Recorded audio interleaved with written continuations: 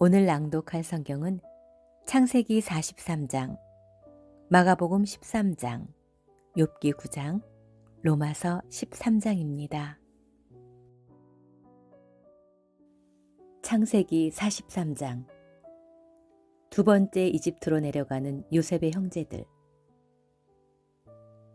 가나안 땅의 기근이 더욱 심각해지자 그들이 이집트에서 가져온 식량도 다 떨어졌다. 그래서 야곱이 아들들에게 가서 양식을 좀 더 사오너라 하자 유다가 이렇게 대답하였다.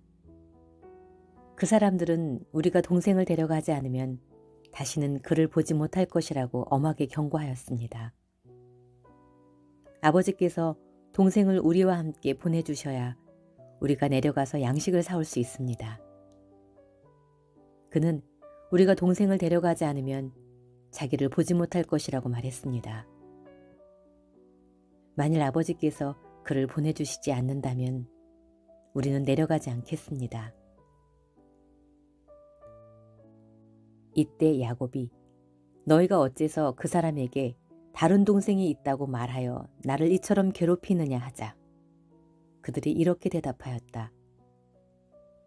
그 사람이 우리와 우리 가족에 대하여 자세히 묻고 너희 아버지가 지금도 살아있느냐, 너희에게 또 다른 동생이 있느냐 하기에 우리는 그저 그의 질문에 대답했을 뿐입니다. 그가 우리 동생을 데려오라고 말할 줄은 우리가 어떻게 알았겠습니까? 그때 유다가 아버지에게 말하였다. 저 아이를 나와 함께 보내주십시오. 그러면 우리가 즉시 떠나겠습니다. 그렇게 해야만 우리와 아버지와 우리 자녀들이 죽지 않고 살 수 있습니다. 내가 목숨을 걸고 그의 안전을 보장합니다. 그에 대한 책임은 내가 지겠습니다. 내가 만일 무사히 그를 데리고 와서 아버지 앞에 두지 않으면 내가 평생 동안 그 죄의 대가를 치르겠습니다. 우리가 지체하지 않았더라면 벌써 2번이나 다녀왔을 것입니다. 그러자 그들의 아버지 야곱이 말하였다. 정 그렇다면 이렇게 하여라.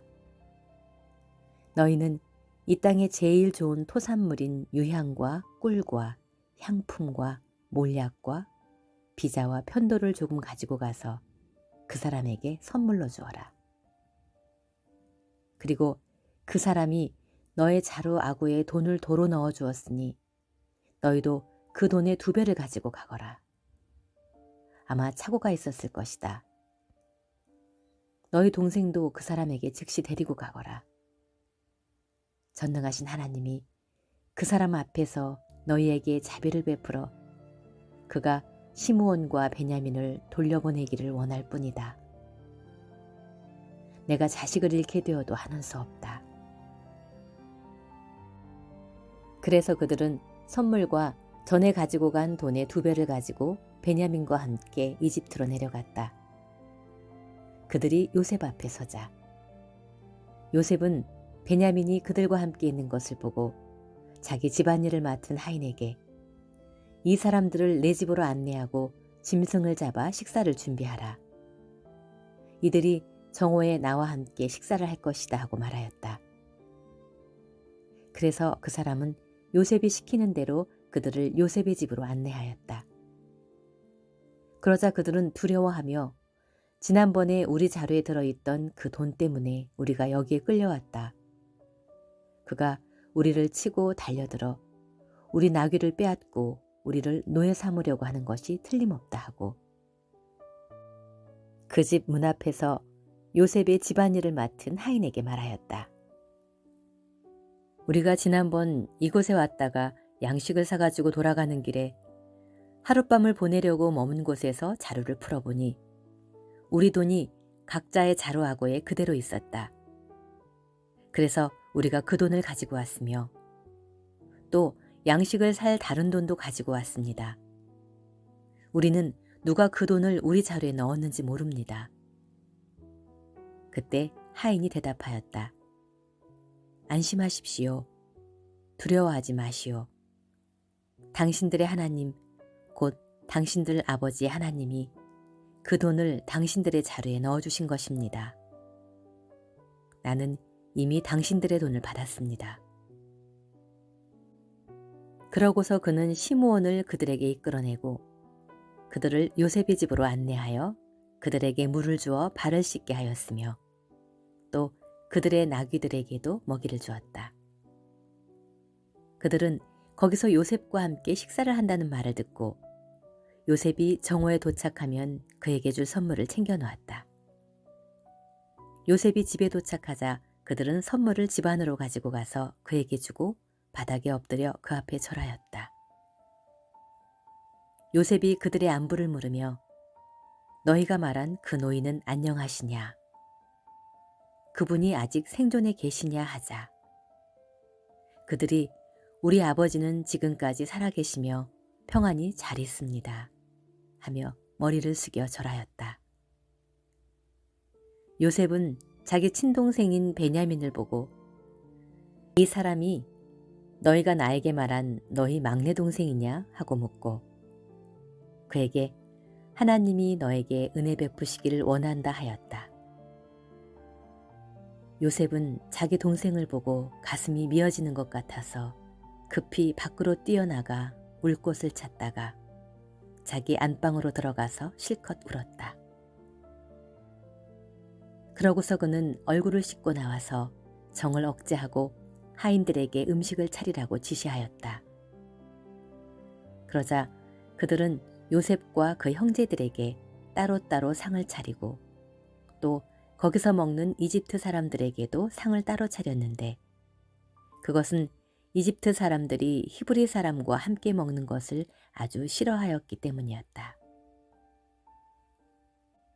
요셉의 형제들을 나이 순으로 요셉을 향해 앉게 하자 그들은 놀라서 서로 쳐다보았다. 요셉은 자기 식탁에 있는 음식을 그들에게 주었으며 특별히 베냐민에게는 다른 사람보다 5배나 더 주었다. 이렇게 해서 그들은 요셉과 함께 마음껏 먹고 마셨다. 마가복음 13장 미래에 대한 예언. 예수님이 성전에서 나가실 때 한 제자가 선생님 이것 좀 보십시오. 굉장한 돌이지요. 얼마나 훌륭한 건물입니까 하였다.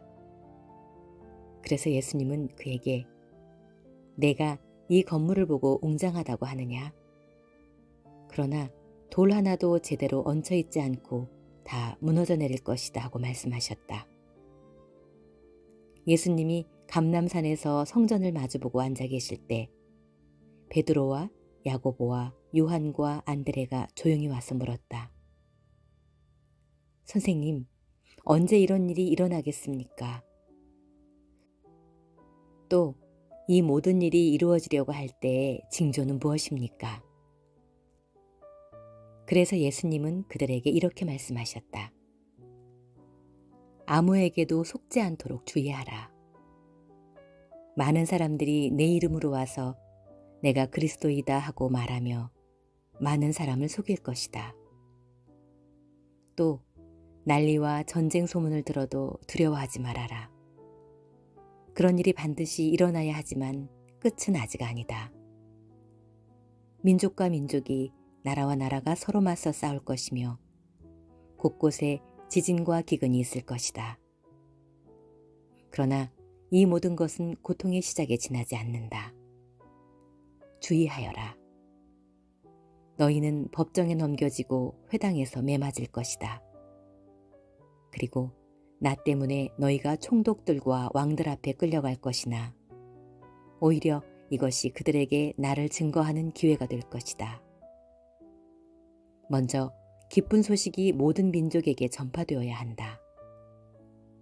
너희는 끌려가 조사를 받을 때 무슨 말을 할까 걱정하지 말고 성령님이 일러주시는 대로 말하여라. 말하는 분은 너희가 아니라 성령님이시다. 형제가 형제를, 아버지가 자식을 고발하여 죽게 할 것이며 자식들이 부모를 대적하여 죽게 할 것이다. 그리고 너희가 나 때문에 모든 사람에게 미움을 받을 것이나 끝까지 견디는 사람은 구원을 받을 것이다. 멸망케 하는 흉측한 것이 성전에 선 것을 보거든 읽는 사람은 깨달아라. 그때 유대에 있는 사람들은 산으로 도망하여라. 지붕 위에 있는 사람은 내려가지도 말고 물건을 가지러 집 안으로 들어가지도 말며 들에 있는 사람은 겉옷을 가지러 집으로 돌아가지 말아라. 그때 아이 뵌 여자들과 젖먹이가 딸린 여자들은 불행할 것이다. 너희는 이런 일이 겨울에 일어나지 않도록 기도하라. 그때는 고난의 때이기 때문이다. 하나님이 세상을 창조하신 이후로 지금까지 이런 고난이 없었고 앞으로도 없을 것이다. 만일 하나님이 이 고난의 기간을 줄이시지 않았더라면 아무도 살아남지 못할 것이다. 그러나 하나님이 자기가 택하신 백성들을 위해 그 기간을 줄여주셨다. 그때 누가 너희에게 그리스도가 여기 있다 저기 있다 하여도 믿지 말아라. 거짓 그리스도와 거짓 예언자들이 나타나 큰 기적과 놀라운 일을 행하여 할 수만 있으면 선택된 사람들까지 속이려고 할 것이다. 너희는 조심하라.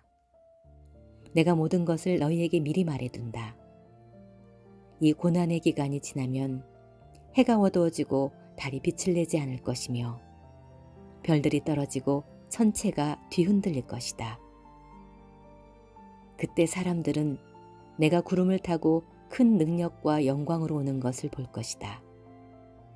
그리고 내가 천사들을 보내 땅끝에서 하늘 끝까지 사방에서 선택된 내 백성들을 모을 것이다. 무화과 나무의 비유를 배워라. 가지가 연해지고 잎이 돋으면 여름이 가까운 줄 알지 않느냐. 이와 같이 너희도 이런 일들이 일어나는 것을 보거든 내가 문 밖에 가까이 온 줄 알아라. 내가 분명히 말해둔다. 이 세대가 지나기 전에 이 모든 일이 반드시 일어날 것이다. 하늘과 땅은 없어질지라도 내 말은 결코 없어지지 않을 것이다. 그러나 내가 오는 그날과 시간은 아무도 모른다. 하늘의 천사들과 아들도 모르고 오직 아버지만 아신다. 정신 차리고 깨어 있어라. 그때가 언제인지 너희는 모른다. 그것은 마치 어떤 사람이 여행을 떠나면서 종들에게 각각 일을 맡기고 문지기에게 잘 지키라고 명령하는 것과 같다. 그러므로 언제나 정신 차리고 있어라. 집주인이 돌아올 시간이 저녁일지 밤중일지 다굴때일지 새벽일지 어떻게 알겠느냐. 그가 갑자기 와서 너희가 자는 것을 보지 않게 하라. 내가 너희에게만 아니라 모든 사람에게 말한다. 깨어 있어라. 욥기 9장. 욥. 그러자 욥이 대답하였다. 그래, 나도 그것이 사실임을 알고 있다. 하지만 사람이 어떻게 하나님 앞에 의로울 수 있겠느냐. 사람이 하나님과 논쟁한다 해도 1000마디 묻는 말에 단 한마디도 대답할 수가 없다. 하나님은 그처럼 지혜로우시고 능력이 많으신데 누가 감히 그를 대적하고 무사할 수 있겠느냐. 그는 갑자기 산을 옮기시며 분노로 그것을 무너뜨리시고 땅에 지진을 일으켜 그 터전이 흔들리게 하시며 그가 명령만 하면 해가 뜨지도 못하고 별들도 빛을 내지 못한다. 하나님만이 하늘을 펴시고 바다 물결을 밟으신다. 그는 또 북두칠성과 삼성과 묘성 그리고 남쪽 하늘의 뭇별들을 만드신 분이다. 하나님은 측량할 수 없는 신비스러운 일과 이로 헤아릴 수 없는 많은 기적을 행하신다. 그가 내 앞을 지나가셔도 내가 보지 못하며 그가 내 앞에서 움직이셔도 내가 깨닫지 못한다. 하나님이 빼앗으면 누가 막을 수 있으며 무엇을 하십니까 하고 물을 수 있는 자가 그 누구이겠느냐. 하나님이 분노를 돌이키지 않으심으로 악한 존재들도 그 앞에서 굴복하고 마는데 내가 감히 어떻게 전능하신 하나님과 논쟁하며 무슨 말로 그에게 대답하겠느냐. 내가 만일 죄가 없다고 해도 나를 심판하실 그에게 나는 아무 할 말이 없고 다만 자비를 구할 수밖에 없다. 내가 만일 그를 불러 그가 대답하셨다고 해도 나는 그가 내 기도를 들으셨다고는 믿지 않는다. 그가 폭풍으로 나를 꺾으시고 아무런 이유 없이 나에게 많은 상처를 주시며 나로 숨을 쉬지 못하게 하시고 괴로운 슬픔으로 내게 채우시는구나. 힘으로 말하면 하나님보다 강한 자가 없고 심판으로 말하면 하나님보다 공정한 자가 없다. 내가 의롭다고 해도 내 입이 나를 죄 있는 자로 단정할 것이며 내가 흠없이 온전하다고 해도 하나님이 나의 악함을 입증하실 것이다. 사실 나에게 아무 죄도 없지만 나는 그런 것에 관심이 없다. 나는 다만 내 생명을 천하게 여길 뿐이다. 하나님은 죄가 있건 없건 우리 모두를 멸망시키실 것이다. 뜻하지 않은 재앙으로 죽음이 휩쓸고 지나갈 때 하나님은 죄 없는 자의 고난을 비웃으실 것이다. 온 세상이 악인의 소나귀에 들어가 있고 재판관들의 눈은 가려져 있다. 하나님이 그렇게 하시지 않았다면 누가 그렇게 했겠느냐. 내 날이 화살처럼 빠르게 지나가니 즐거운 것을 볼 수가 없구나. 그 빠르기가 빠른 배 같고 먹이를 보고 잽싸게 내리덮치는 독수리와도 같다. 나는 내 원통함을 잊고 얼굴빛을 고쳐 즐거운 표정을 짓겠다고 말하면서도 오히려 내가 당할 모든 고통을 두려워하는 것은 하나님이 나를 죄 없는 자로 인정하지 않으실 것을 내가 알기 때문이다. 내가 어차피 죄 있는 자로 단정될 바에야 쓸데없이 헛수고를 할 필요가 무엇이겠는가. 내가 비록 가장 깨끗한 물로 몸을 씻고 비눗물로 내 손을 문지를지라도 하나님은 나를 더러운 개천에 빠뜨려 내 옷이 오히려 나를 싫어하도록 할 것이다. 하나님은 나처럼 사람이 아니시므로 내가 그에게 대답할 수도 없고 우리가 법정에서 서로 맞설 수도 없다.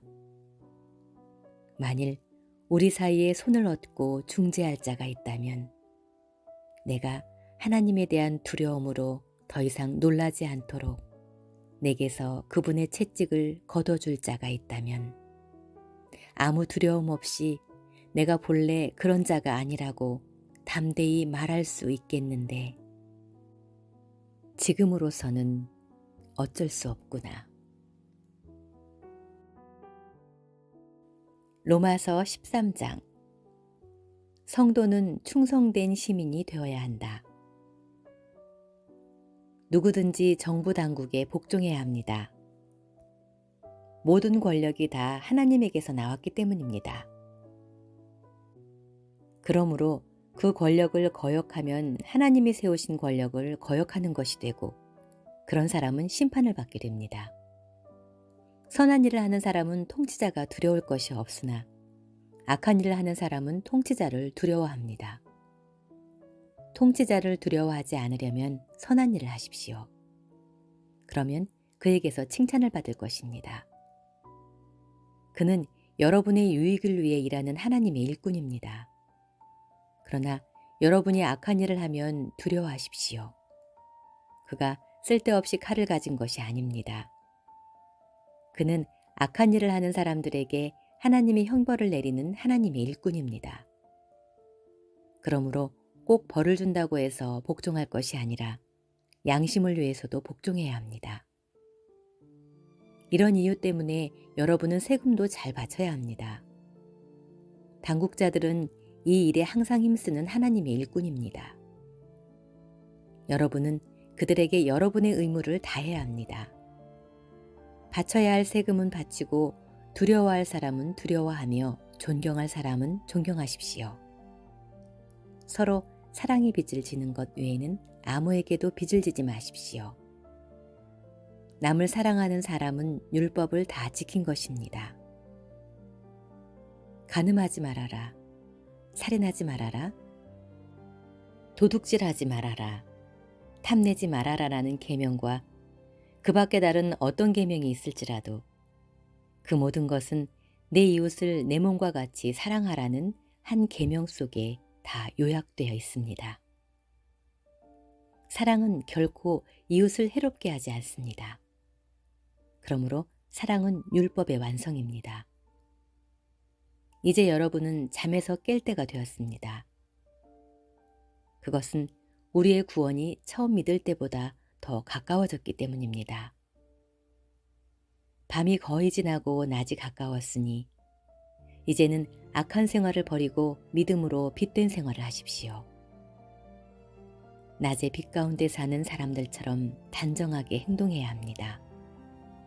흥청망청 먹고 마시며 술 취하지 말고 음란과 방탕과 싸움과 시기하는 일을 버리십시오. 주 예수 그리스도로 옷 입고 정욕을 위해 육신의 일을 추구하지 마십시오.